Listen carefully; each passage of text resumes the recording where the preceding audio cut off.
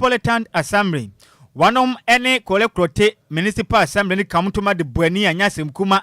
echinifa eye Central Business District e wankra prema temo echiremu a enipa bi ayomo hwinted wachiri etiom do ho de agu enkra prema temo kwantemponso memia hodo anipa fa ene ahyemfa na nipa di dwanti omakotu omse banche e wankra kremu a ensem no emu odarisa no mandam yede mu chiremu ebesun wanimrei Canada Japan and in summer betuja HMA nye bibi na ye bibi anko manga na dia wasi a friend say a first world country. Na ekwa piemo awa piema ntemu dia na new Jabin North one MCE etimi ahia asembe mbese no madi nkomo na wo kire mu sem obesompa ne senti opekro ye na obi anyi ne yem na mommo anu ene afi new Jabin mense no enko na nem egompuntum Asokwa YPG for a 16th annual delegate conference or more hese mebunu no ebedi anama wo mo nananu medi yeso e waso nim se ne ebe yo mo so no o metumi ato adwumadi a omudi ye ne so na domukomba se badwam editesi kokko edi akiro so afo no ele hwe oman Ghana ho ne ensem so mechire neji minister John Abdullah Jinapo echiremu a papa iba ye baby obenam bia no offense nchirofo adi nanim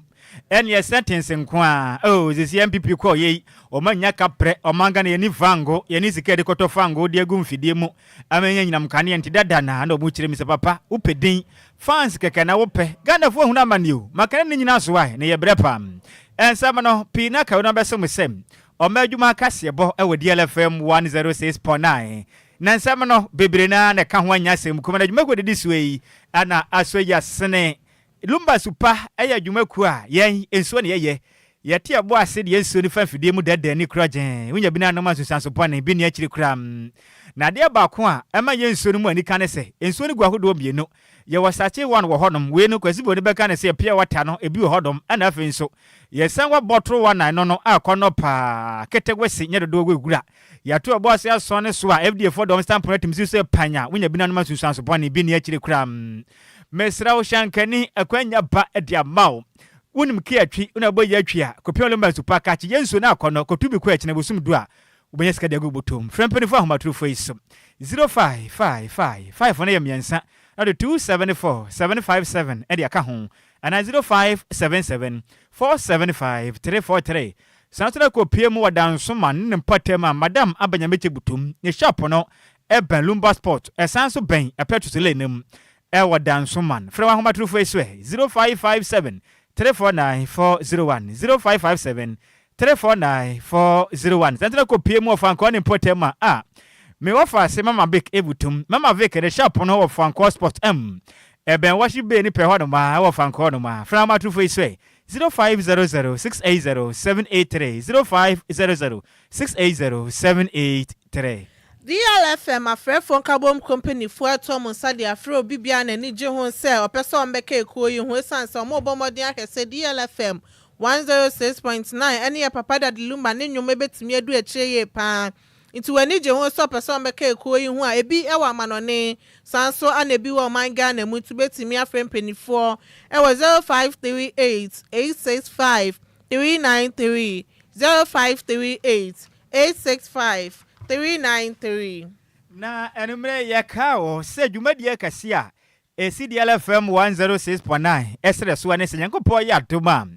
aya homobosome ne de toso aduonu baako emfimpi mienu ni aduonu numo mechira 21st June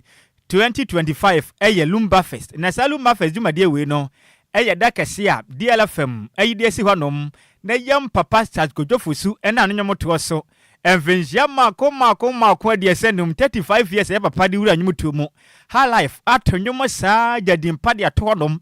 ya papa nyum bi a wo pe dwumadie bi a wudie ene season bi a wo mu ni mene bi a wo mu bia no obenya ne honyom se ya yi asanyom otuatua ene gida otuatua bronya du a wotuatua be bia fa bia wo wura ho akora hompa that Lumba nyom etuatua ni senti yetu sa na ma wei etunya boye papa chitom ewo legacy kese agwacha no ne yakamfo no fise dwumadi a wadie no enya Ghana nkwamo no nyina na nyom no aya ho pam gena abrofo no kran fancy from kwa dwumadi no ebetodwa ewo membenda ene obeja dwu bosemena ne data so de no baako emfempem mienu ni eduonu no mo ne dwumadi ne betodwa enume no nsia bapa ho se maduasam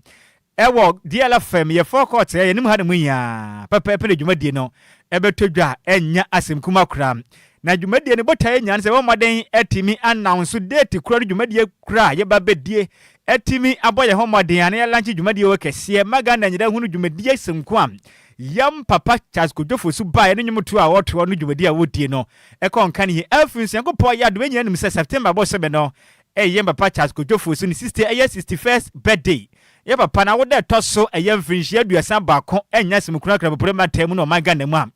ampa ye bedwa we nyina ye betimi asisu dua ne aka manfo be airport ya sa adwumade ne bekoso de send bo modin ya na fo ni chimo DLFM 106.9 for quarter na msiyango po ya duma on the 21st of June 2025 C30 ne nyina foto efamodem na kene so sa adwumade we no enam se DLFM akwa yesabi kontromfia anasa asorobo a wonsaka na kotrokro okotokro nka soro ntini wo mani afrem penifo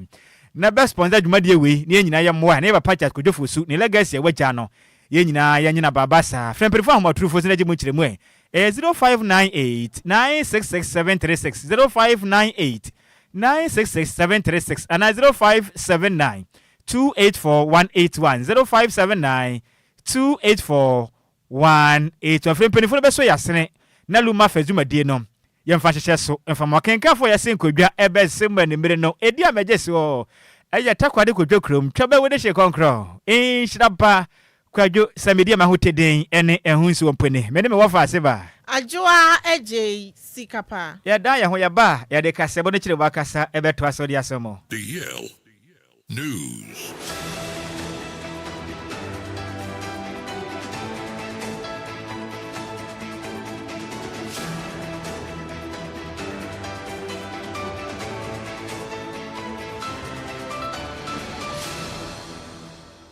DLFM 106.9.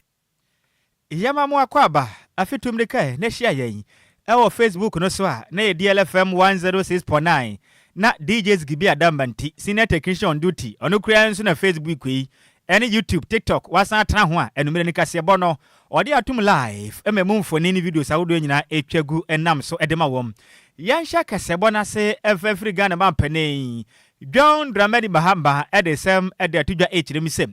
oma ya timen efiti mra Kwame Nkrumah eje oman Ghana fa hu de ma ye no amanyako bi aba ene de open wonam so ne party manifesto no de nam Ghana hanam matre batre sa no man Ghana yehu bia ye de ani ekira ye kro se ye kwaku se ye kwampam yenim babia Ghana ye de ani akira yehu sabe mpanifo se yehu boto anu mpo ene de kura de ahyemu a Ghana man pani chirim se ha dwin yipa ne sente o chiremu a omanyi so adwumade bi eda hɔ no ma aye national development plan eda hɔ no ma ebeboa na Ghana yehu ne sese na yetwa Ghana ma ne nyina aha na mo ne nyina ni kira yekɔ yanim sebe beboa na yensi kasem betumaja ne naso bra na Ghana yekɔ yanim egwamponto mum na Ghana ma mpani de sebe de tudwa emla na mpanifo esai na waje ni pa wono babada national development plan commission no ano de atom ewo ne eprata eye kotodima abosima yego me ne da tosodu no na Ghana ma mpani ekyiremsem wadi ya papa pa kyerem se waye so disappointed if semfinhia be ya dioseni ena o man Ghana yen fa hodie nanso de bia da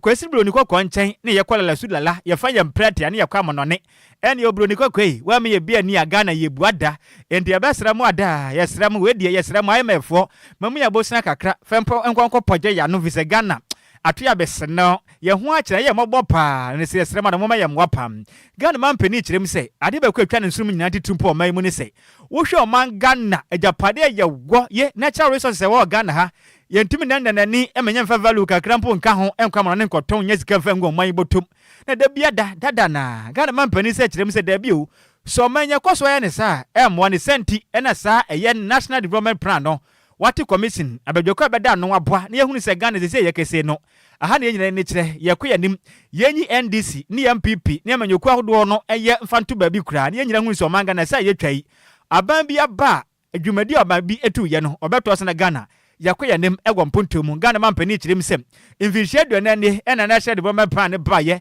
emfimpim yenu eni dunson 2017 penifo yi eye doctor eye ni eye noy eye Thompson ebo maden edi ni manu baye beboa ye ma national development plan yi baye nanso akasa kyerem so pepe ba beda no abaye che e de ma commissioning Ghana man pani kyerem sem wohwe enfim pim yenu dian aduonum enson metre 2057 development plan e do man yanim a ekonkan ekoanim ye pa na so be ye beboa na Ghana yakwe na mpunto mu no ne nyina so obesere se oman Ghana be bia do no sabi Ghana beyond 8 ne nyina mo yi free national development plan nim enti nyina ye ntache na Ghana be ye dwei la sulala emwo se be fa ye mprati akwaje bosia ma Ghana hu na mane ne yatua bosia tuatua ni senti ye ntumi fa ne pa adwumam de nya de pa Ghana fo ye nyina ye mmoa ode adesere e de ahye mperifo mbeda eye National Development Plan Commission announce womomoden se mama Ghana nyina be hye sa adwumade we yase ne nyina ya boa na Ghana akoye nim ne hu ni se oman se na ye ko hefa de ye fa ne ya mo na Ghana ekore nim egwo mpoto sabi mpenifo se baby apane nam no ehwa na mo so na homa enam de nsem se e de todwa. Ghanaians increasingly demand a stable and predictable path for national development that DLFM. transcends our electoral cycles and partisan politics. Here I'm reminded of the words of Osajifo Dr. Kwame Nkrumah in his visionary 7-year development plan, and he stated, the economic policies will lack direction and consistency unless they are firmly related to a clear vision of the structure of the economy towards which we are moving. It is only in the longer view, he said longer view, that it is rational to project any really radical transformation of our economic system. And he goes on to say, in the very short period, we remain prisoners of our past. Since the completion of the 40-year National Development Plan in 2017, under the leadership of Dr. Nhyiraba Thompson, who now returns to chair the commission, other frameworks with similar long-term ambitions have emerged. Notable among these are the Ghana Beyond 8 Charter, the Ghana at 100 Long-Term Development Framework, and the Vision 2057 Perspective Framework. I urge the Commission to consolidate all these various efforts into a coherent, inclusive, and forward-looking national development plan. This must be done in close collaboration and consultation with Parliament and the people's representatives to ensure that the final plan reflects a broad national consensus and is subject to regular review in response to evolving domestic and global challenges. DLFM. Any a wote ye Ghana mapani John Dramani Mahama. Yantua Kasebone so na National Service Authority for Atie Government Board and no echo so our Ministry of Youth Development and Empowerment our yen cry hanoma mobile modern hesen puntuo pepe peyo a yen sakraye any akuntebu betimi akoso ewo eya so ye ho na nipa ye titinani edema eye 15-member board no eye Emmanuel Okai eye Minta Sanso ana ye omo ka ne ho na ebi fra so ye ho ebi nso fra ye nyumaku ahohoro any private sector wo man ni mu omo be hwe no ma pekwan yo mbefa so adi dwuma e wo man ni no ma anamatu nso ekoso e wo ye National Service Authority ni so no mahu se ne ombesifa ye no any omo aye di omo kwa ye o man ni mafa na na se ne be yo ba kwa ye National Service no e ye omo anamatu ni dwumadi omo di no mani ebetimi akoho na ye board members no ye Dr. James Adwoa Agyei onu Association of Ghana Industries, Sanso Anna Cecilia Shei Tunyadia, Efreye Ministry of Technology and Innovation, Colonel Frederick Adwoa Agyei Sikapa, Efreye Ministry of Defense, Anna Dr. Wisdom Atiwoto, Efreye Ministry of Health, Anna Yima Ofori Ajiman, Ministry of Youth Development, Kwabna Dentra, Ministry of Local Government, Paul Siamen, Efreye Ministry of Food and Agriculture, Shadrach Mensah, Ministry of Employment and Labor Relations, Anna Matilda Ezuma, Ministry of Education, Sanso Anna Henrietta Asante, Lom Gon Sufri, Presidential Nominees Nibia, Omuna Abomodia Kabom Senebe Jumedi Omudi no, Ebetimi Akosuye Way, Anna Minister for Youth Development and Empowerment, Honorable George Opariado, Ejina Mampeni John Dramani Mahama Nemu Ekasa no Chese, or Hesa Board Nibetimi Edi Juma Sanya Beya Omonso no, Niame Kosu Honoma Enya to say ghost name or Momo Mudin, Edaso Omu document him number Bomodia di Hujumana be beer to me, Akoso Ewas Hodin Sem say Edi Tuja. And corruption, particularly the ghost name scandals, have rightly caused panic within the public sector. These issues have undermined the credibility of the scheme and diverted resources that should have been used to empower our young people positively. Therefore, this new board carries a significant responsibility. President President Mohammed's government is entrusting you with the task of not only correcting past wrongs, but also reimagining the future of the National Service Authority. Your mandate is to build a National Service Authority that is transparent, efficient, and most importantly, truly serves the interests of the youth of Ghana. I challenge you as an incoming board to focus on these key areas. 1. A systematic overhaul with technology at the forefront. We must address the vulnerabilities in the current system that allowed corruption to take roots. This requires a complete overhaul, leveraging technology to create a more secure and transparent platform. Explore blockchain technology, biometric verification, and robust auditing systems to eliminate all these ghost names and ensure accountability. The National Service Authority should be more than just a year of mandatory service. It should be a year of intensive skills development, preparing our graduates for the challenges of the modern job market. A Minister for Youth Development and Empowerment, Honorable George Opare Ado. And where she anotitneni at the board no Emmanuel Okai Minta and so dom and Penia Sewa Bomadia nemo more shabo say or near more kebi won't be Dijumasania Bay and Punto so soon ebeti miaba. The Yakacha Ghana Fujina and say, a young corporation. I mean, Osha Nipa at a body, so I teach you from Kwana or body, so any director general and any deputy Sabatinase. Now, a society bia or some bia a beboa Ghana National Service personnel, a become near Yamana Fe. Oka National Service or Ghana Krumo had any graduate course with ghost names. Minister Kasa, Utiasama Minister Kan, the Minister Kenyan say transparency. The beboy homodin bia said the Abia Ghana Friday, and who the we are the transparency beer will be a rubber trouble until Ghana for us why they and who the Ecoso National Service. Ghost names. Imagine can't show us what now sorry, ghost names have been here. But quite be a first be two ghost names as CBA better, you to us here. And I would see a titneni at the Maya Govern Board, not the National Service Authority, a Emmanuel Kai Minta. Yantua Casiabano swear, near Niramwe, one crab put him back temum. Ya wampa nudie na na nwemane ya tia ha ye ne aye die mum na Accra Metropolitan Assembly ye twaditia e ka ne se AMA wonom ne Kwale Klote Municipal Assembly akontoma e de ayantamani enne enyasem kuma eyire wonka bopurema ntem akire musem wonom ye di conjunction exercise na sa di conjunction exercise ni nyina ne se nkra bopurema ntem ukọ ye Central Business District ni mu am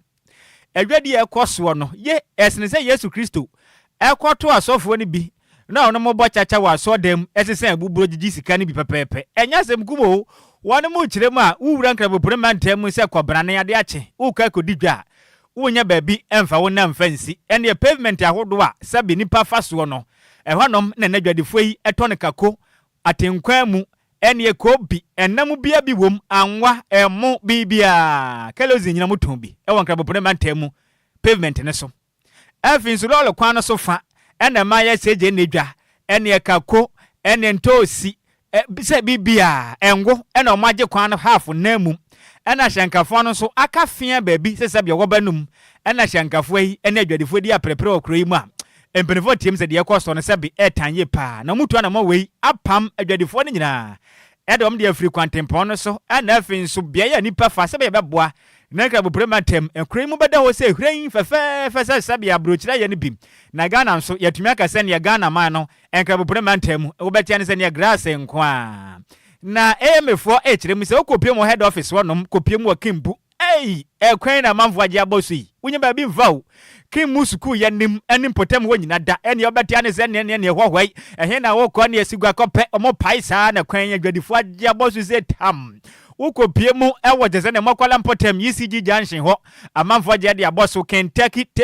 Tewia statue omaje aboso Opera Square ye ehwo ne mu nyina ye pansam adabraka bobo unya babi mfa ene ya make se kopie mu a CMB home podi ne kankan unya babi mfa ye uye kenshenkan na kopie no ma na tim untumi mpie bie wo na mna dwuma ne kwaso na Accra Metropolitan Assembly Public Relations Officer Grabet Ankra ene central focus and go kire me say ye bom na dwuma de yi ensie o ombekwaso abane kopie mu ye Wato Junction omakopie mu Oteki Tewia school ho no mu nyina Kaulin omakopie mu sa akopie mu awa Accra City Hotel akopie moving pick hotel ho no mafrisa because okopie ho a amafo bu mu were wa kwan ho omamba ye lasula lastres resika moving pick hotel honum enkrabo preman tem be ehwa biesa na man for riska ada bone be no mayamum na nu achi na enkrabo preman tem man krado meyo eye market eye kpakpo alote ni wo kire misedwuma de nya one day one da o mekwaso atata man for kwapom se wo meso musu be vise yeti krom hanum na se modin sam money say ya adwadefo mo ya sapon say Mendanya shi wa for media trading what change your fan okay what deadline you hang on okay about summer say 91 but as I said I don't give promises and I don't stand by the promises. Whatever I say I do. So what I'm saying is that this exercise is not 91. We are on the streets, so we make sure that the roads are clear and everybody know that me joining with my brother here, we have done a good job. God bless you. Any awoti ye enkrabo preman temu ye meya no akrabe yo na ne den e de market eye papo alote e na wote ne kan na no achi e na MCA e de ma kolekrote eye Alfred Gezi e na odeso kire mi sedwumade ni mu ye de pasa no manam na de wa na mo de ba wiye o mu kopie mu kaneshi makwa pam dom papa o kire ni pa mapam mo Africa neshi pa Africa kwa na ho no eni so na ni kapa ento kire mo mu njai o mbekwaso abo enkrabo preman temu echi dom atata adwadifo no mu nyina Africa no so Africa sabe papa so pa ho maso asabe ne nanum de ne ye diem ne ye mu de mu ye nkragura nya fe mo makroma ya tano do di monte o masie na mo nkase beto abetia mo ye mo wane nyina nsiesie nkra nya fe o san so kire mu so mo hwe ane mu sem adisha mu didwa e wa Central Business District no ka nya hwe kura no ene na wotwe baako bia mbenya na mienu atuma kodwu edwa kakra wo ho no mo se be ye men kakra e de podwema no ono so di same say etudwa. We've been able to tour the Central District of Accra to ascertain the level to which our request for traders to move off the road and the pavement. I think we've been successful. We started this morning from the Kimbu area through to Mokola, to CMB, to Circle, to Kanishi. It's been very successful. We've seen that, especially in Kanishi, where the traders had moved off to where we've actually route line for them to under the bridge. The bridge is completely cleared, and we are very happy that they are complying with the orders of the assembly. This will not stop today. At least today, we've seen that there have been significant improvement in movement by vehicles and the pedestrians, and we hope this will continue. Tomorrow morning, we'll do the same. We'll be doing this till Friday to see how the orders have been complied with and how traders are taking this exercise serious. We'll endeavor that nobody comes back to where they've been asked to leave. We are making arrangements for those where we don't have enough space. We'll see how we can manage the situation. We've already said that around Katamanto side and the main central business district, we will create 2 days for them to trade on the street, so that at least if they are able to trade throughout the day to the night for 2 days in a week and not coming back onto the road, it will also be good for them. We don't want to worry anybody. We want everybody to be able to trade and be able to feed. Any awoti ye municipal chief executive Fred Makolekrote Alfred Gezi ena wo chirim so mo hwe o manimu asa mo kwa animu no won betimi ama mo jese ne nefu anu mienu e wana watwe bia na musuma nya kwanya kodidwa ne bi se be ya mo nka se empanifu apam mo emu nchiremu ne de asomu yi yanto akase abone so ene nkane mrahye bedwani e de ma Sen Central akasa e wo ye youth quick conference atima na da so ye entrepreneurship and national leadership a o chire me wo se ye Omani mu mpanifo obomodin ase yesika sem gina bia ne ho ebetimi ahia wom sane ebeyen so so betimi apandwuma ede ama eye imabunu no na bro na eye prampram senior high school Central University ene eye omo hia mu wo ho ekasa na ochemu se ono de okasatia eye Ghana eye mpanifo omoba omani ma omuntimi embambe to andwuma de a wose omudi ni so esan so man Ghana ye wo natural and human resources bebre na emo omuntimi emfa endi dwuma into ono de okasusu dua se eye ade a bibi na aye bibi ntankanye sanko man Ghana de wose a friend first world country na emo eye mpanifo ye yiwom na omunni ani so ade hunu bia omode ba beboa sane be ya mpunto betimi aba omani mu na ogina ho akasa te setemam ni mapa ade nti na afibia no a graduate by 100,000 and omo graduate to edi free a year school na afi mu 10% pe and omo nya ndwuma ya 90% no adenti and omo nya ndwuma nti omo to aba enfema a year onipa obetimi agye akasa ne asi na ye e wo se mpuntuo etimi ba oman Ghana mu. I stand here as a Ghanaian, and on top of my head I can tell you the challenge Ghanaians are facing, especially the youth of this country. When we have over 100,000 students coming out of every year, you have only 10% getting jobs. What happens to the 90%? You need a leader who is creative, a leader who is bold and courageous to say that, look, enough is enough. Let us change the status quo and change the narrative. If we do that,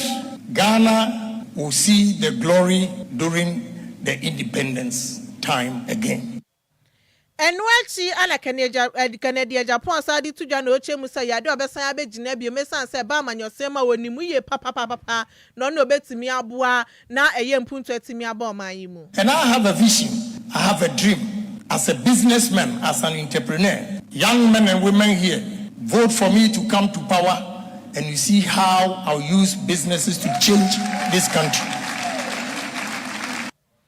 And ya uti ye ayen kanimra shebe dwani edema asin central ya Kennedy Japan.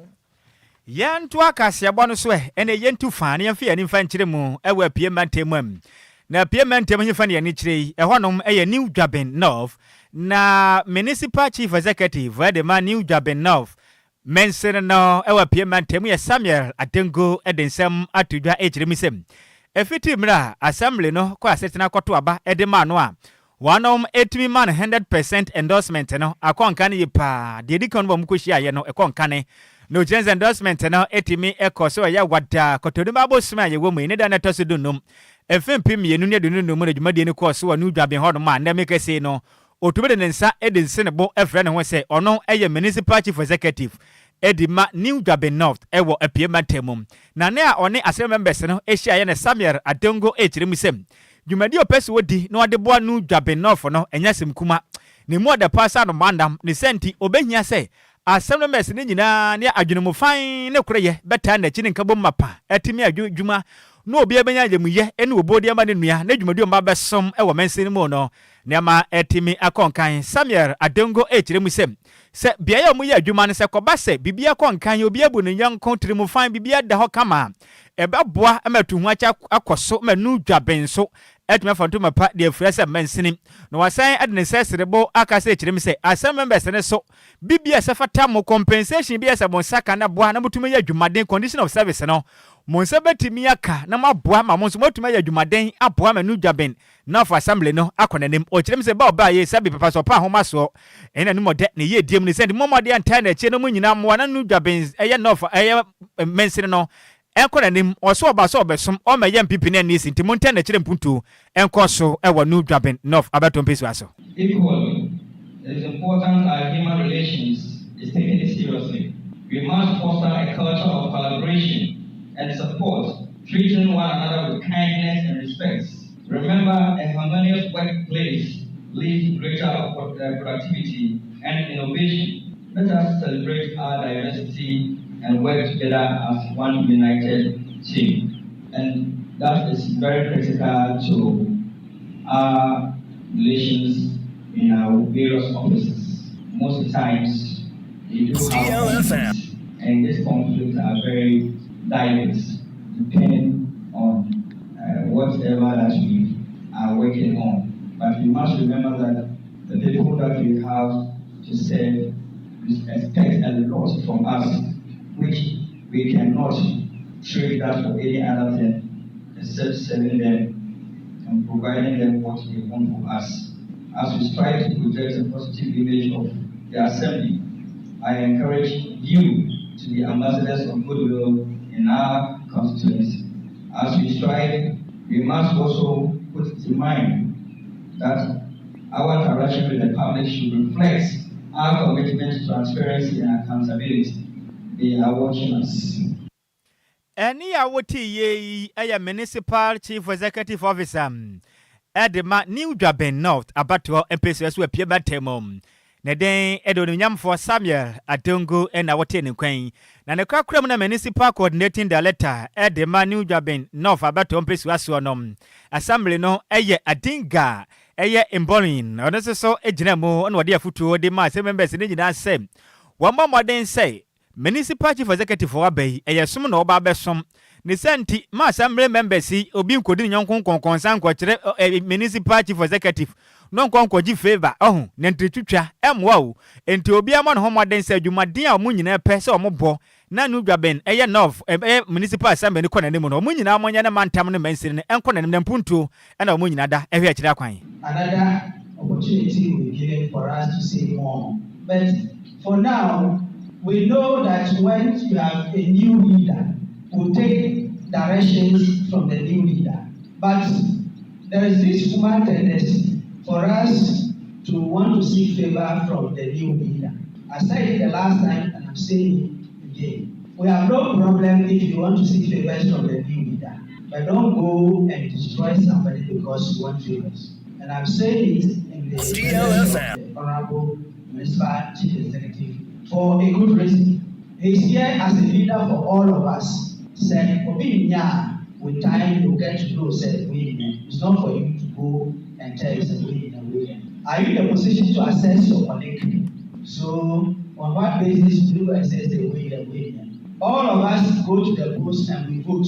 As to the party or the candidate that we vote for is between us and our God. Any awoti ye a municipal coordinating director at the New Dwaben North men's eye assembly no ne den edo nimnyamfo indiga emborin and Awote ne kana mane boy yensem twene kontenhene kofi opo ene defire pie mantemo ede besmi we ne nyina we so ne yenkenka madwenkyire ne bemfan som ne yenkoye ne we free deleka ye tede wo kyerem so live Eddie free in Kurakano say good evening, senior. Once good evening, be way free coffee parliament. No senior Minshra or my concron gun or hair live video Agrago Bikuma upper senior that same. When we free Simeon Ayete and watch him say good evening, DLFM. Yes, we had your senior Williams or say bones no so hair live very free Sunyane Brown region or to keep up the good work. The sky is your limit. Yeah, that's the senior Minshra on so pam. When so from Matadam Ponsan watch him say DL News papa number 1. Yeah, that's young Ophedia. When so free Piaga Pen watch him said the news is fantastic. Senior yeah, that's a pam. Master Planner Junior can tampon watch him say I am really enjoying the news pa authentic and credible news papa pam. Greetings to Haji Safia. Mohammed in Kamen MPP National Women Organizer. Yeah, that's the senior. Ghana ni yaba won chain so far na min so far. Asemi yetia wa yamana so aplaka bu yekomo tuai. Entu ba body tew. Na onu yangura mwe. Ene na beto dwa se GPL2 for mpani for den krata bonte akire mu am. Yakopo ya adoma we men da pai. Ahyenti ade no omo te so ha munji chemu dunum. Enti driver ni a wante so no yemma aposifo nche no. Den aso ba ya din bia yenyere ne patch na aposifo nche no. Ghana ni wote sa ahyenti ade bo no mpani for ate say ya. I know who you're saying 0534050199 0594065565 GPRT for some more till all of us so my driver ni anajuse want swa yemma pose for ncheno majo Nhyiraba sa kwade atama come to 11 hey papa na wa hye ye de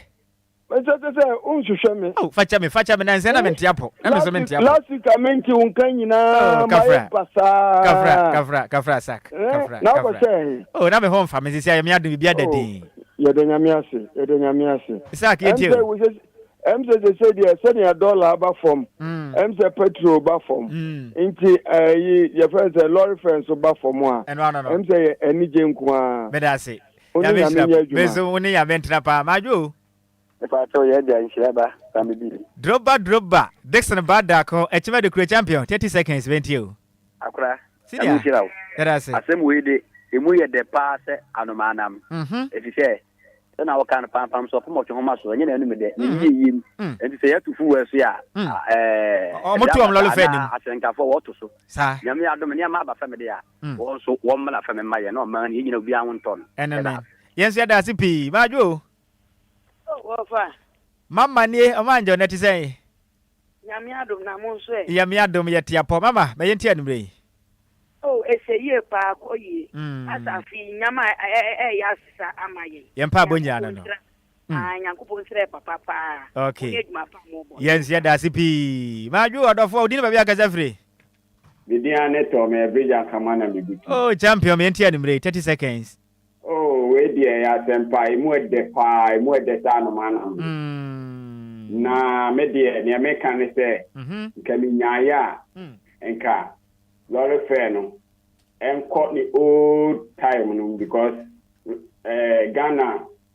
lori fair ne boarding the commercial way no ne boarding too much it's almost so dia any enko market okay nen ko be be to spare part any oil ka ho no ma ni nyina any aduane a yedi nyina no okay enko ye transport pe yo mate no munya ne ho toye me so me da se bebre meta ma na nya so am fa me last call na me nko hello majo me so me na asete ya me ado bra kwa me do me yentie Sikapa etia wo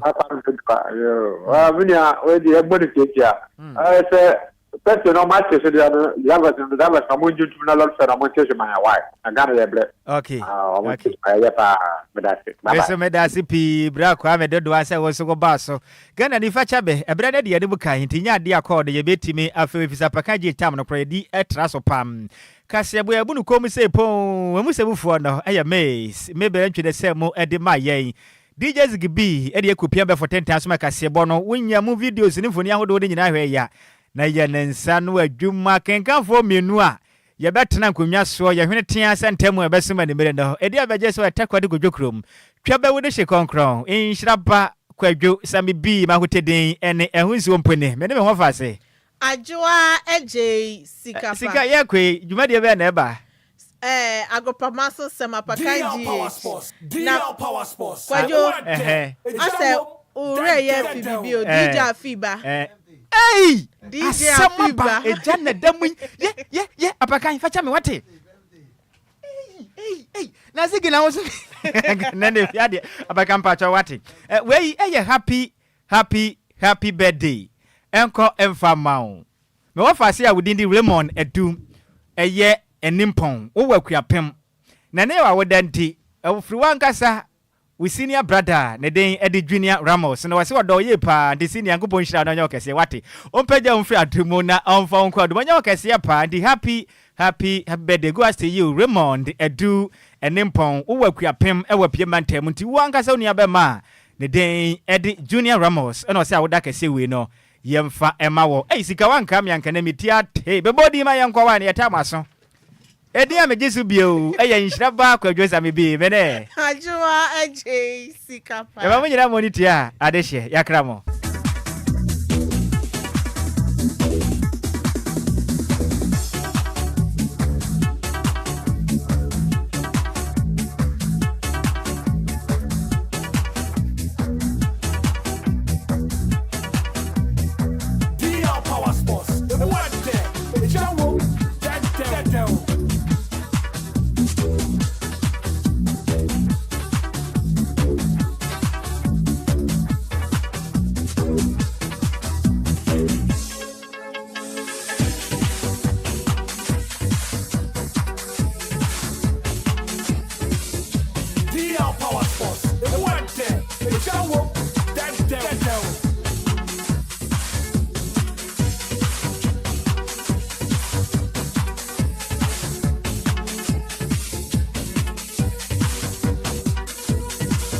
DL Power Sports on DLFM 106.9.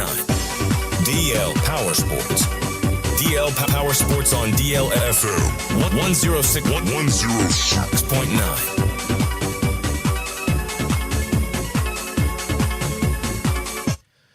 Bradagbe wotro ya melegbedura no vinyo fogboto fio gamagbado megba noin sports yemetwogbo no yibenko enyu DL Power Sports update mere kukuno wotro ya la yo madana grona made na amesia mekropomoto fio no chome radio adre DL 106.9 sports dimila ye me noin metwogbo no tamede kukuno radio a engba delegia nananogia anyami ganyobi tuobole bo no ko ye Facebook ke YouTube gbekene efia no yo mengabo gbekene obehye watashe ku wake sports neba egbeji DL Power Sports update mekwa wo fa gbekene ni ochemoko ni moko akemoko ni mofiamo ke radio for DL 106.9 sports no nye small ni watashi gbekene wokeba Kajo radio be hanina for be we ni BP sports me no wakeba Babu gbekene. Good evening to our cherished listeners and viewers watching us live across all our social media platforms. Tuesday evening, we are back on your radio to bring you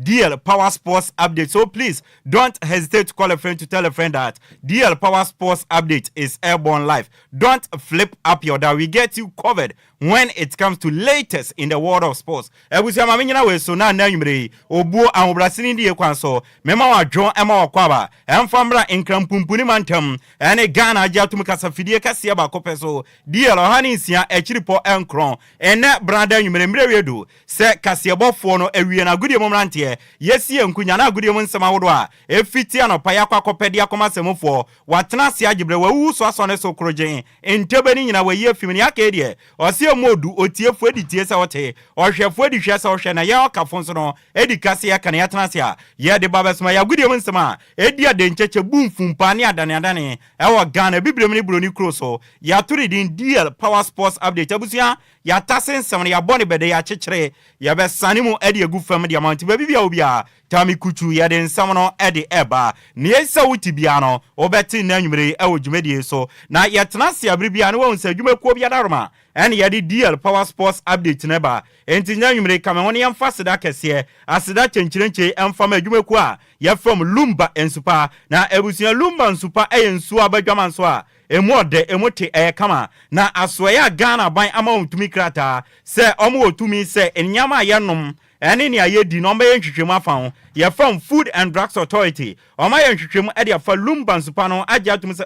Ghana ade open so ba kwa abadwaman so a ahinche no ekita no na odi ne hene a eno ani Lumba nsupa enti ebusua na nwumre ba bibia wo bia wutie me open so a wo benom na ebewura onipadua na baye nipadua no adwuma na wa num yobon se abujunso no wanom dia eno ani Lumba nsupa inde ma num nso bia apart from Lumba ensupa na enije samane se ye won bottle ene ye won sachet ntini a opebia no obetumanya no wanom na bibia kama efiefie mo momfangu mu fridges mu na mombobo eno achinsu dwumedie bia udi se ye outdooring abadi to eye na bafia Lumba nsupa no ena fasom wa hoho enkolane ko school bottle water no momfan show mo bag mu no momfanko ena fensu mo amotonton so Lumba nsupa no ena mekanfo ede amamse monton krofo beto na sikanso aba mobotom ade ye nsu a yanom de abusia number 1 champion kila no eno ane Lumba nsupa ofa na chi a Adwoa Agyei ena hunsabeka Lumba nsupa ne yanom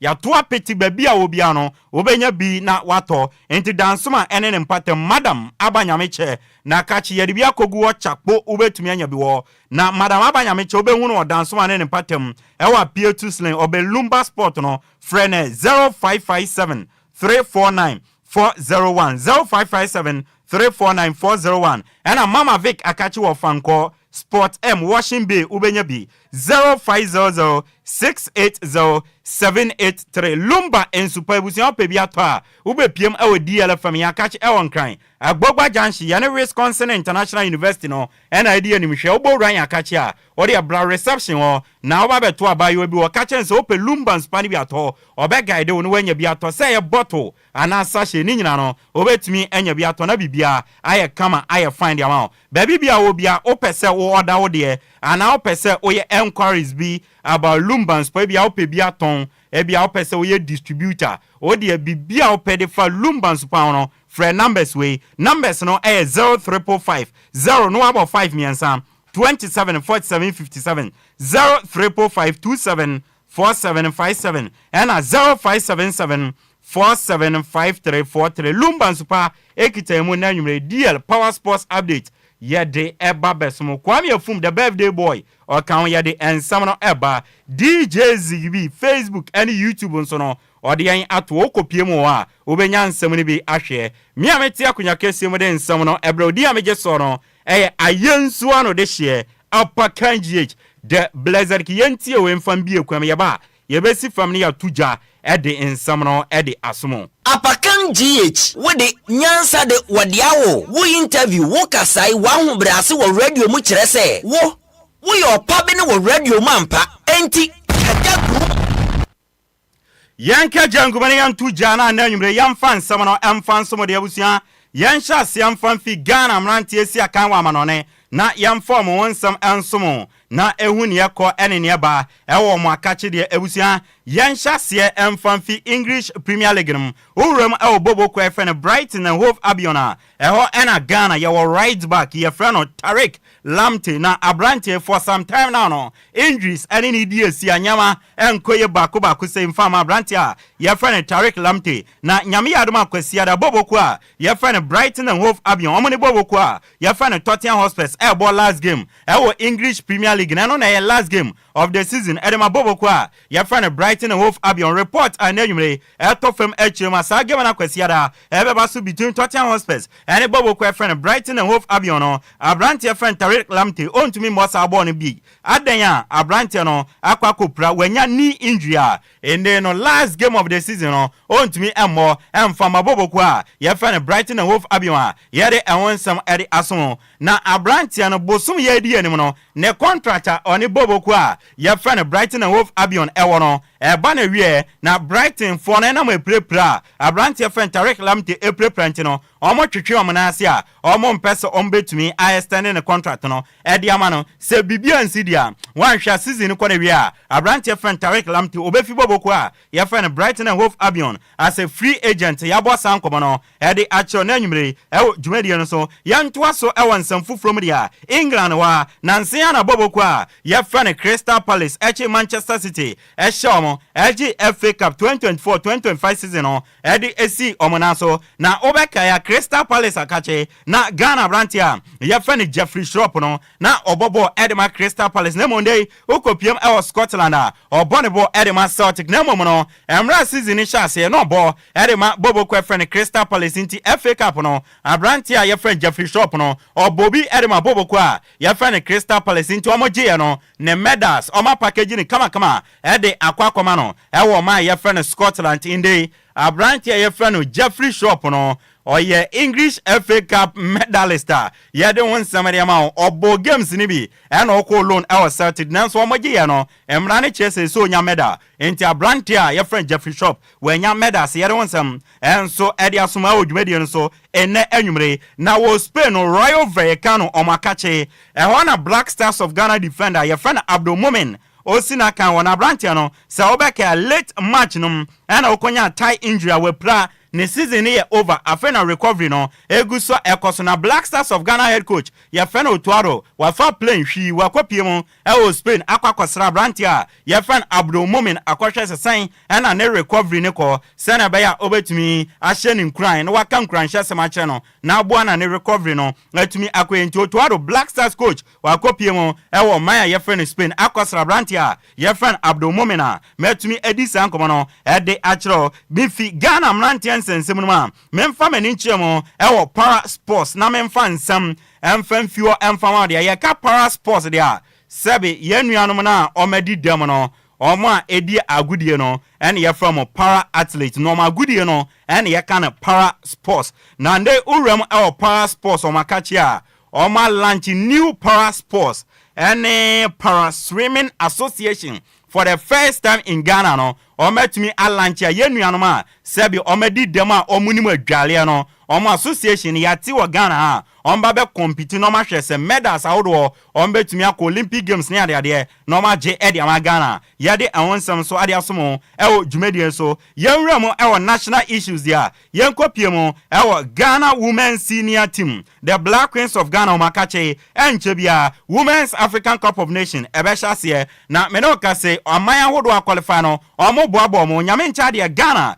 yatumi secure 2 friendly game against Omaya your friend Ivory Coast omo man national team no na ebekoso ewo Ivory Coast wa on the 30th day of May 2025 first game no Ghana ene Omaya your friend Cote d'Ivoire ebebo nani few days time 3rd of June 2025 or Cote d'Ivoire hono Ghana your national team Black Queens no mano omane Ivory Coast at the second game no at the abweni nti coach friend Kim last Bioke Green or this game we be prepare my one sana beya ya ko Women's African Cup of Nations asia enyama betuma fana bibia atuto din at the amaya ya de want some animal na squad coach friend Kim last Bioke Green at the kwakobosa friendly games no against Ivory Coast Senate obenya Cynthia Findeb Kerry McCarthy, Afi Amenyeku, Josephine Bonso, Princela Edubia, Nina Noshi, Anastasia Chia, Susan Dia Portia Boache, Ernestila Abambila, Louisa Eniwa, Jennifer Kujo, Grace Asantua, Nancy Amwa, Jacqueline Owusu, Evelyn Bedu, Stella Nyamiche, Doris Buedua, Chantley, Aya Boy, Aya Kroka, Fenso Alice Kusi, Princess Mafo, Abigail Kofi Kim, Ena Sherifatu Sumaila, Ena Grace Achampon, we ene Emayo coach Kim last Bioke Green, Edekwa Kopiemo, Ewa Ivory Coast na 30th May, any 3rd June, on Ivory Coast man national team no, about 2 friendly games yade awon some Eddie Eson Storm, yada sujina emano akachedia, Nanseya, Ena Bobo Kwa friend police ladies, Omo to me Agyei Women's Premier League no, champion of champion no, Omo na ko adema omo champion da kwa omo wadwa me no kase no and the police ladies emano and champion of champions Ghana ha emane league no na report ba echirema and no emana esia kanema police ladies na omo ye civilians yaka civilians obi a ono no ondwane force bia force work okrodia ma wa won kan no we civilian na emana ebo police ladies team na omo ye police former no enam sa adekese omo for the first time etume winning emane league ne champion of champions no ni ametene se mana ye civilians nya no ye de omo eba be rap police adwuma num na omo abo adwuma e de ama Ghana police service no report eba no a ye de enwonsam e de emao na owuramu ewo mana akachi biema Ghana Football Association president Nhyiraba Sikapa wa present bus ede ama ampemda kwa ladies any hazakes ladies adanya last season omo energy southern zone and northern zone respectively na boa finisher sa aboche no omedi so emoma present 2 bus bako ekodema ampemda kwa ladies ena bako enso edema hazakes ladies in the Ghana Football Association President Ket Okreko and handy over Kino at the Amama Yede Wonsam at the Wanansia Obeka Division 1 leg no omunyo omodie and a man so last season for no ampemda kwane hazakes omonso aji omodia yede awonsam anso eriasomo enne anwumre Ghana Football Association akacheno enne dem omo alanche the 5th edition of KGL Foundation Inter-Regional Under-17 Coast Championship no ometumi alanche ewo KGL House ewo Laboni Accra into officially no oma pawuntuma enche bia no the 5th edition of the KGL Foundation Inter-Regional Under-17 Coast Championship no ebetumi akoso a yabo enkomo eriacho na otwim Ghana Premier League match day 31 etodwa na start na say na koye yabo 8 games yenya home wins 5 away wins 2 draw APM na 1 total goals 28 home goals 17 away goals no makumako 11 na so far Ghana Premier League January start from match day 1 to 31 na yabo no say na te yabo total of 279 matches home wins 154 away wins 50 75 draws and APM and a total goals near 515 and a home goals 340 away 175 and a first half goals no 241 second half goals 274 total yellow cards 836 red cards total 33 penalty awarded penalty ayaje ama teams no 52 penalty teams national out of 52 no 43 and out of 52 penalties no teams no amazing 9 and our own goals APM no imakumaku 11 yade awonsam some Ghana Premier League no match day 31 no team of the week Fatao Dada and Adibetujwa say NT coach no Abubakar Watara formation no 4-3-3 formation goalkeeper no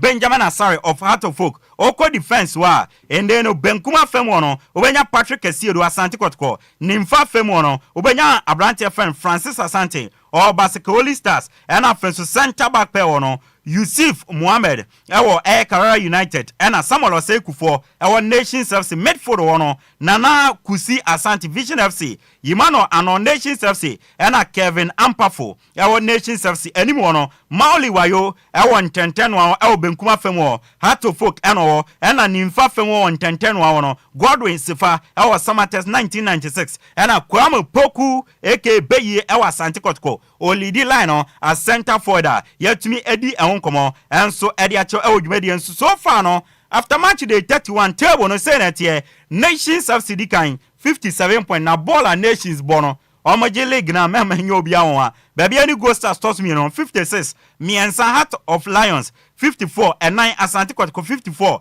Heart of Folk enum omo 49 now from first position besi fourth position obia to major league no man ye aka 3 games Nations say to major baby any go stars to meje Heart of Lions to meje and Asante Kotoko is back Kotoko ebe to maje leg no ema na yeye na oko relegation zone ona 16th Accra Lions almost 35 points 17th Legon Cities almost 25 points and in so atemane fi league no dada almost 18 points wa ye don somebody am nantia omonan deli omonan nimpo mu pa no Stephen Amankuna e obrekum Chelsea 13 goals sa boy we the needed hype ohia no onya why very consistent Stephen Amankuna Black Stars coach Otuado ma wani nkono na goals no share ball no bo eno ya Stephen Amankuna for Brekum Chelsea once again Osali di top scorers chart no with 13 goals Fraser Cha with Nations of 11 goals na Kwame Opon our Heart of Lions 11 goals Samuel Atakumi our baby any goals stars 9 goals and Kwame Pokube ye na nsen no bai enso ne 9 nimpo mo enti 9 goals and ekita no goalkeepers a omo money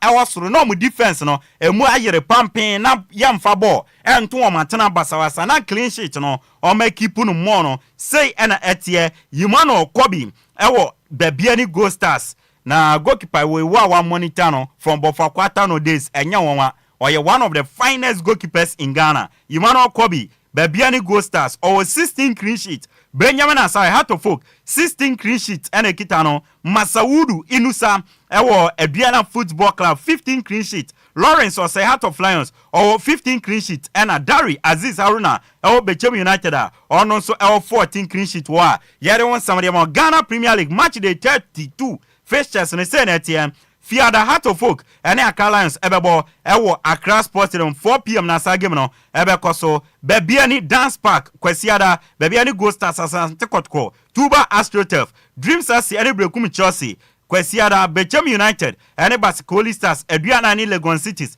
Nations FC and Samates Young Apostles and Heart of Lions and a Vision FC and Carrera United Kwesiada games ni nyina from baby any go stars near Asante Kotoko ABC Vision FC ni Carrera United no ni nyina eba so 3 p.m. Ghana time and yet me abon komo e de achiro enso ewo na officially no Bobo kwa FN Legon Cities ya relegate you from the Ghana Premier League omoko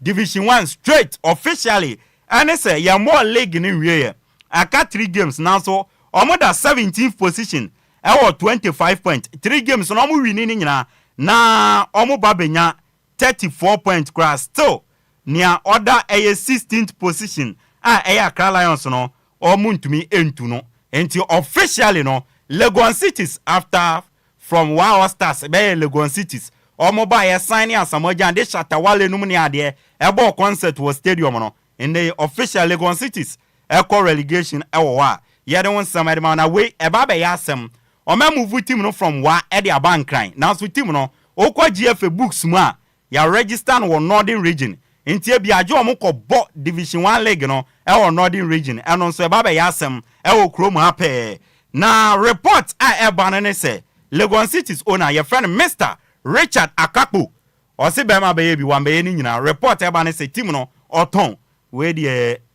say obi koto enti o se oton team no na Legon Cities from Wow Stars o mu rename no Mr. Richard Akapo koto ye be no Legon Cities no o point accumulation say na TM 2020-21 o mu di 13th o mu nya 42 points 2021-2022 o mu di 10th 46 points 2022 ɛyɛ 2023 9 46 points 2023 2024 15th 45 points ɛna 2024 2025 17th 25 points officially ɔmo relegation where the former MP di ma Yesu ano Teddy where the Koto Legon Cities no ni yɛmfa nkɔ Yesu ano ni yɛnkɔ na Yesu ano football academy na bibia enye kama nso wɔ nti no Legon Cities report abansi yɛ ton wa wo sika no wakɔ yɛ negotiation no na waji team no wayɛ na bibia ayɛ kama ɛde ama baby any Go Stars nyame adoma kwasiada ɔmo ni bobo kwa ɛfɛ na Asante Kotoko ɛwɔ big game ɛyɛ league decider baby any Go Stars win here bɛbɔ ɔmo betuma agye league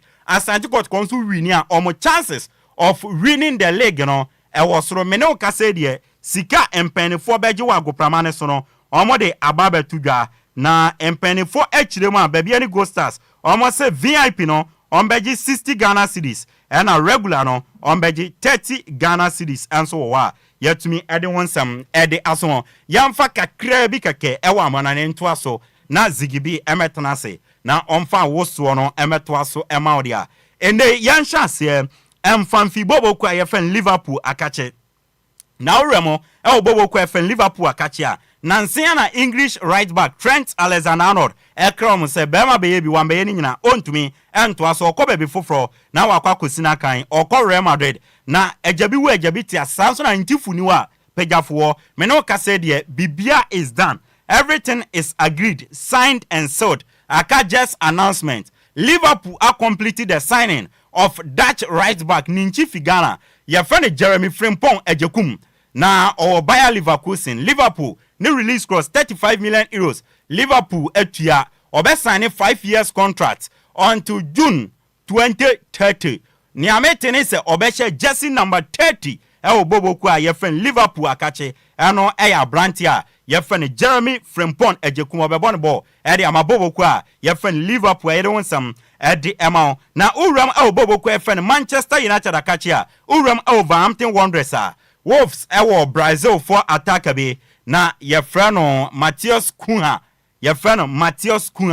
na Matheus Cunha this season or form ye pa na we no akato na bro bobo kwa fn mayu ene na agree bibia ne infi obesan ya metin so obesan 5 years sika obeji bibia o ma agree mayu any Wolves edidi nkomo 62.5 million pounds mayu ebetua dia ma Wolves no ma for Matheus Cunha or former Atletico Madrid Hertha Berlin player obebo area ma bobo kwa ye friend mayu eno ye Matheus Cunha na Jurgen Klopp former Liverpool manager ofi Germany and now no pay na yeda sorry report beto dwa say AS Roma awmo Italy ni na wiewie kra ababa ye new manager adan ya Claudio Ranieri eko ene yesi na Real Madrid crack by osionko na AS Roma no obekwa na obi nim ebia AS Roma for na boni siketuo eno na Jurgen Klopp ni agent aye friend Mark Kosiski says ansem no eye ehurodo radasem no kura bi anim yanto nkyene baabi na Real Madrid kura by no wankɔ na AS Roma no obekwa na sansem no kura bi anim Jurgen Klopp enko AS Roma nkomotwetwe bia enko so Brazil for mo attacker ye friend Rafinha obobo ede ma bobo ku a ye friend no Barcelona na Barcelona for any na agree a contract extension deal na nde Rafinha sign a contract until June 2028 Oma agree bibia or the pen ebe sin krata so na Rafinha extending the contract na dia mabobo kwa ye friend Barcelona until June 2028 ye don samade ma Real Madrid akache no unim say season nyama nkoye ento oma ye oma dwen so on best strengthen om team no na next season oma dia compete already no coach eba Xabi Alonso Trent Alexander-Arnold eba and afenso Abranti friend Dean Hudson ono so eba na latest report to DLFM Sports yampono so echirima akato na bro na Spanish left backer obo Benfica o Portugal ye frano Alvaro Carreras na Real Madrid eni na wiewie personal terms Real Madrid eni Alvaro Carreras ewie na ne aka ne se Benfica for na bete bo ne so almost obi nton na akokɔ be de kwa eye 50 million euros Real Madrid ebetua normal finance Real Madrid se bo ne yeden omo didi nkomo se bobo kwa FN Benfica ebetumi ate so na oma Alvaro Carreras na wa bebo ne bo eyama bobo kwa ye friend no Real Madrid ye de wonsam edi amount abusia ekwan na e wase den a aboboa no na eba bewie na bibia nso aye kamanti no yedi ebesi na ya wrap up ne akọ na woso no aba beto aso de ama na mo na mo hwe Facebook nyina no Amponsa Gladys ma yenchiao wona wo ye CEO edema Junior Amo Football Club Amponsa Gladys baby girl enanwumre ma minchiao enso ewo ho ena Madam Mercy Otubia owo Koforidia ma minchiao ena afenso no yes Honorable Benjamin Bredu immediate past assembly member de Masuate electoral area in the Yesuano constituency Honorable enanwumre ma minchiao nso wo ena afenso Oboraman ma minchiao Oba Abna yes Romantic Aisha a colleague female sports journalist Aisha ma minchiao enanwumre ena Obapa Florence also o share show no from Koforia ma yenchiao ena master planner piaga munyina no yantunchi akese emfama mo ene enwumre ewusia ye de si ye kọ na zigibi aba na ode awoso no e de aba beto aso e de amawo na bibia nso etumi aye fine na bibia aye kama e de amawo na yamfasida ma Lumba insupa inde makachiro se Ghana nso emu ode obi anom no eye Lumba insupa wa num Lumba insupa na okonom ya anom de na woyem tu a membre mo bi anom Lumba insupa bebi bia ope Lumba insupa no obenya bi ato 0555 274757 and 0577 475340 Lumba insupa de masa emu de bruta amesia menedi de nanu Lumba insupa echia me echiviolo amesia menedi de enovinyo fogboto Lumba insupa mi dide na mianu enovinyo voter region to Lumba insupa mi frede na mianu anyami ganyo bi ofane menkafu Lumba insupa menkafu ha mofiamo ya to eko nenu noji Lumba insupa echipakpani mofiamo ya to eko nenu. When it comes to drinking water, please go for Lumba insupa. Lumba insupa, number 1 on the market. Go for it. Enti Lumba insupa NSO yemu ema yede insamana ba asida kese enkoma zigibi ode anto aba fontintan kese ne so ema unya bi hwe birthday boy Kwame Afum enso etechire ema yede ensamano ede ebaye me amebetena mo de ensamano ebesomo no edi amegeso no ayensu ano de hye apakanji the Blessed King na yakobo commercials we are zigibi be take over no de awoso no ede awoso somo yeda obi biase se munya time etien once again happy special birthday enkoma me amade nyina Kwame Afum Kwame yaminshira wanye okese onto nkwanem ne awohwehwe wasase su bia no nyame emfama ommo watamfo anifraye ewo wona ne obesusu bone ama no enko na nkasa so na enkwatenten ne ahoden ene yesrede ma once again happy special birthday enkoma Kwame Afum abusi ide si twedi amponyankopon man ahoden na ye wonkwa na wiase nse na bibia ye fan a ochina ye besaba na ya beson yakra obibia. Hey Kwame, ade wakabo mu ana iso awo no mo ha wanisa. Tisese de wo mne banku ahia wo aden. Akosua ebuo mu mpo. Isu amenumi anya kama pesu papa no ma chomebo. Isu ne kasen. Anope dem de asem asio. Anope ya na nan ma mensuo bia no mensuo kroje ya ye fe no Lumba insupa. Insuo no de efa wo mni mu ase boko na ye so smooth. Kwame insuo de wasa wo no mbi. Insuo ne ye kama. Lumba insupa. Mama kanhwe. Isu papa ni anya na nadia de asie mi na menya bi ato wo hemfa pebi ade akohye me fridge sa na Kwame said the akoso ye kano no le say my mebusu afọ de mama musu papa Lumba insupa insu aba edwaman so enya asenketo akra say adofo mu nyina eno an obi etu akoton dodo na na fie mu a ye no mu a chese bibia ademu come Akwala Production and Trading Limited and abomodi aboa no ede breye yo nsuo nie nsuo ane Lumba insupa sane adofo no musu pebi etu a abra akoso ebo mama ne say opebi akoma ni abeya o echire hoyi ne sainti on be friend number C 026398380 and I said 05407851010 me pacho open Lumba insupa ehu ensembia dia betinya koye website e wo www.lumbainsupa.com lumba.com. Ubenya ehon akadie nyina ewo ho. Lumba in super natural mineral water. Get a grip with that super brain. FD